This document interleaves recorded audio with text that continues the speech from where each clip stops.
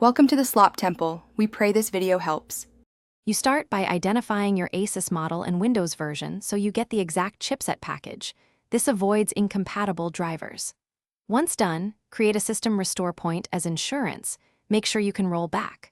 While that runs, download the official Asus chipset driver package for your model. Do not rely on third-party sites.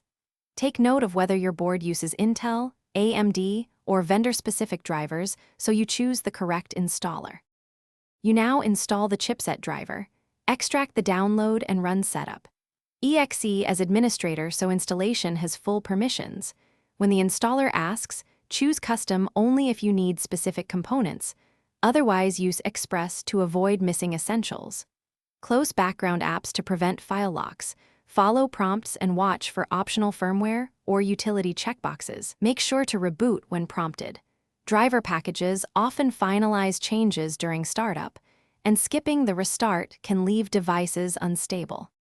Once your system restarts, verify the update in Device Manager by expanding system devices and checking for warning icons or old version numbers.